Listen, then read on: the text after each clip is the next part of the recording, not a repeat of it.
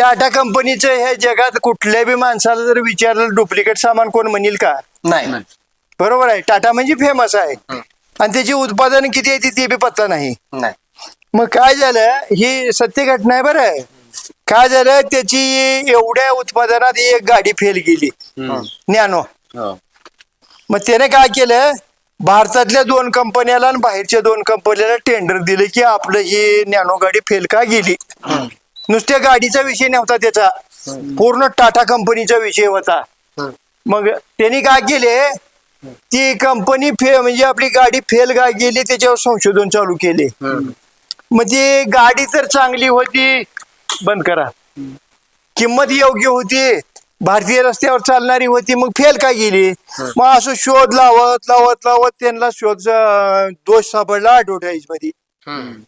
मग काय दोष निघाला, तर टाटानं काय केलं तर ती गाडीची निर्मिती करताना की माझ्या भारतातल्या गरिबाचं स्वप्नपूर्ती होण्यासाठी लाखात गाडी काढत आहे. म्हणजे लाखात कोणचं बी माझा भारतातला गरीब वापरावं, गरीबाचं स्वप्नपूर्तीसाठी नॅनो गाडी म्हणून त्याचे ऍडव्हर्टाईज लावली. मग ती दोष का निघाला माहित आहे का, भारतीय लोकांची माइंड ही ह्याच संशोधन केले त्यांनी आणि ही गरीबाची गाडी म्हणून जी ऍडव्हर्टाईज झाली ती मार्केटमध्ये आल्यावर काय झालं की ती नॅनो गाडी घ्यावं तर आपल्याला गरीब म्हणते ती ऐका तर ती त्यानं वाईट गाडी म्हणलं नव्हतं, गरीबाची गाडी म्हणल्यावर त्याचा एवढा दान म्हणा त्याचे 1,00,000 2,00,000 उत्पादन असतील, पण एक उत्पादन ऍडव्हर्टाईज मुळे फेल गेले आणि ती कंपन्यांनी काढून दिल्या बरं त्यांनी की ह्या ऍडव्हर्टाईज मुळे ह्या भारतीय लोकांवर ही गाडी चालली नाही. आणि खरं का खोटा आहे, खरं का. मग आपल्या शेतकऱ्याच्या ऍडव्हर्टाईजचं काय नुकसान होईल सांगतो तुम्हाला. काय झालंय, शेतकरी लॉस मध्ये आहे. शेतकरी शेती परवडना, ती पाणी पुरवना, ती रोग हटना, ती माणूस काम करना, भाव लागना, किती बी रोग आहे ते समजा. ही मार्केटमध्ये कळालं कसं, हे रोग कुणाला माहित आहे, शेतकऱ्याला, त्या मुंबईच्या व्यापाऱ्याला माहित आहे. ह्याच झालंय काय सांगतो तुम्हाला, नवीन युवा पिढी शेतीला का चिटकना, शेतकऱ्याच्या मुलाला मुली का मिळेना त्या, की ह्या स्वतः शेतकऱ्यानं काय केले माहित आहे का, कुठं बसल तिथं ऍडव्हर्टाईज केलंय.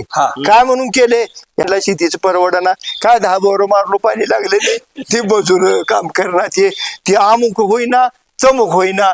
मग ह्यानं प्रत्येक शेतकऱ्यानं स्वतःची ऍडव्हर्टाईज वाईट म्हणून केलंय, चांगली त्यानं नुसतं गरीब म्हणून केलं तर तसला फटका बसलाय. मग तुम्ही तर 10 रोग आहे ती मग सांगू लाव. आता उद्या तिथं तुमच्या गावात अति श्रीमंत माणूस आहे, त्याला एकच मुलगी आहे आणि त्यानं त्याचे सुतगिरणी कारखाना आहे, 1000 एकर जमीन आहे, मुलगी नंबर 1 ची देखणी आहे आणि त्याने सगळा बायोडाटा लिवला आणि खाली मुलीला कॅन्सर आहे म्हणल्यावर कोण करून घेईल का? नाही. मग ही झालंय काय सांगतो, शेती बेकार म्हणून शेतकऱ्याने ऍडव्हर्टाईज केलती. घरात जेवायला आलं, वट्यावर बसलं, कार्यक्रमात गेलं की ह्याचा टोलाचा आहे सगळ्याचा.